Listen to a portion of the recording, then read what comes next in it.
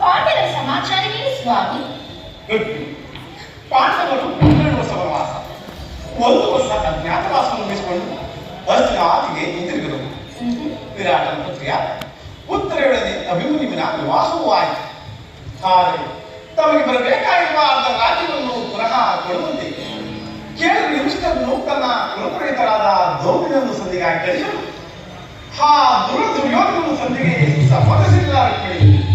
ಯುದ್ಧವೇನು ಅನಿವಾರ್ಯವಾಗಿ ಒದಗಿ ಬಂದಂತಿದೆ.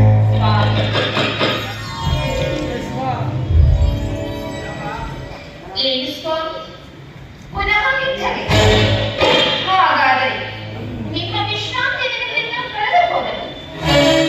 ಗೋಪಿಕಾಗ್ನಿಯರ ಕಟಾಕ್ಷ ಚಂದ್ರಿಕೆಯಿಂದ ಕೈದು ಈ ದ್ವಾರಕುಸುಮ ಶಯನದಲ್ಲಿ ಮಲಗಿ ಅದು ಮುಚ್ಚಿದ ಕಣ್ಣುಗಳಿಂದ ಅನಂತ ಭೋಗದ ಹಗಲನ್ನು ಸುತ್ತಾಡುವುದು ನಿಮಗಿಂತ ಸಾಧ್ಯವಿಲ್ಲ. ಈ ಲೋಕ ಸೇವೆಯ ಹಾಗೆ ಈ ನನ್ನ ವಿಶ್ರಾಂತಿಯ ದಿನಗಳು ಕಳೆದುವುದು ಪ್ರೇಯಸ. ಅದಕ್ಕಾಗಿ ಚಿಂತಿಸುತ್ತಿಲ್ಲ.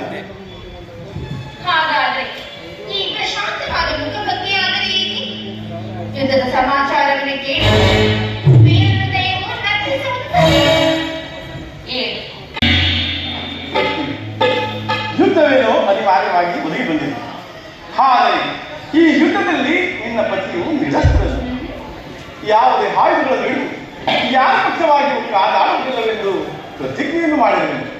ಹಾಗಾದರೆ ಈ ಶಯನಾಗಾರದ ಸುತ್ತಿನನ್ನು ದಾಟದಿರಲು ಒಂದು ಅನುಕೂಲವಾದ ಕಾರಣವೇ ದೊರೆತಂತಾಯಿತು.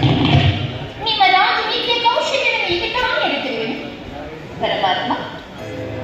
ಇದು ಪರಿಹಾಸ್ಯವಲ್ಲ ತಾನು? ಇದು ಪರಿಹಾಸ್ಯವಲ್ಲ.